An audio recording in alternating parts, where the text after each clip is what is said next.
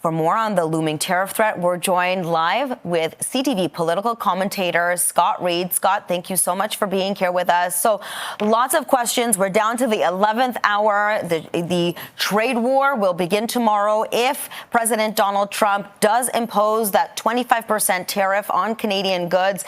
But it's also going to affect Americans as well. No question. And that's the point that the Prime Minister and other key ministers in Washington today are trying to make clear and been trying to make clear for 2 months. The challenge, of course, is the madness of King Trump is that we don't even know what he has in mind. We don't know if he's exempting energy. We don't know if he's going to go across the board. Will it actually be 25% or something less? This is such a bizarre circumstance. It's such an unprecedented circumstance. Trade tensions are nothing new, but this kind of belligerence, this sort of mysteriousness, this I'm going to act no matter what you do, say, or show me. This is an unprecedented event, an unprecedented hostility from a nation that's supposed to be our best ally and strongest trading partner. So we have those three ministers in Washington, D.C. right now. What are they doing, and will it work? It won't work if the objective is to stop Trump from imposing tariffs tomorrow. But it may work if their goal really is to try to speak to leading senators, to others in the House of Representatives, to business people, and to say, look, if we start to go down this path, if these tariffs are imposed and we therefore must retaliate on the United States, this will harm everyone. The price of gas at your pump in the United States, in places like Wisconsin, Indiana, Ohio, it will go up. The price of groceries will go up. Everyone loses. No one wins. The president is wrong. And that may not be effective in terms of stopping these tariffs tomorrow. He seems to be hell-bent. But it may be effective in helping to shorten the duration of these tariffs and persuading the president that the political pain he's about to unleash will also hit himself. President of the United States, Donald Trump, has repeatedly said that he wants Canada to be the 51st state. Whether it's a threat or he's joking, nobody really knows. But do you think that imposing these tariffs is a tactic to cripple our economy? Well, absolutely. I mean, look, Donald Trump doesn't care about Canada. He doesn't care about Canada. He doesn't care about anyone or anything other than himself and, the sort of elevation of his own persona. And so the trick of all of this, and forget all this 51st state nonsense, he can go fly a kite on that. There's zero support for it across the country other than stooges like Kevin O'Leary.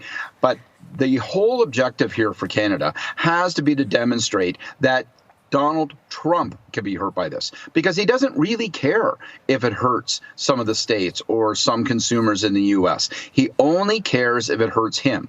Our task from tomorrow on is to demonstrate to Donald Trump that it's not in his self-interest. Public interest carries no weight with this guy, but it's not in his self-interest that the stock market will be hurt, that measure he cares so much about, that he will find that his own political support diminishes, and that eventually, as we look to the midterms, which unfortunately are 18 to 20 months away, that he will lose seats and he will lose power in that. We must persuade Trump that this pain he seeks to inflict on Canada will boomerang and bounce straight back on him. And by him, I mean him personally. That's the only thing that will cause him to listen.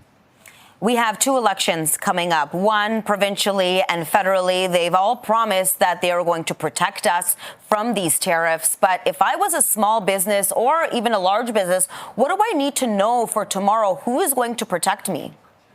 Well, that's such an important question. And so, first of all, the frustration is that we're not dealing with a rational administration who can sit down and actually inform us of what's going to happen. So that small business person is in the dark. The challenge is we're all in the dark. Even officials around President Trump claim that they are in the dark. They literally don't know what he's going to do. He's playing with our economy on both sides of the border like it's a ball of yarn, and he's a giant cat.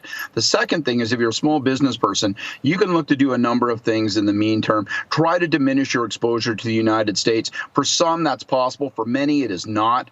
And obviously, you're going to be looking to see what those governments and those government leaders you just mentioned are going to do. Prime Minister has mused about a massive package to try to support our workers and our industries that will be most hard hit, try to make certain that we have their back, get them through this tough time. That's going to cost money. By the way, it's also going to trigger some national tensions. If, for example, Donald Trump does exempt oil. Well, that's going to cause real problems. Do we then say, sorry, that's actually the instrument that we can use to cause you pain, so we're going to impose an export tax? Premier of Alberta will not like that. Premier of Saskatchewan will not like that. Many leaders in the oil patch will not like that. How does that unfold? It's going to be a difficult, turbulent, and uncertain time for the next number of weeks, perhaps months. Scott, thank you so much for this. We'll touch base with you soon. That's CTV's political commentator, Scott Reid. Thank you.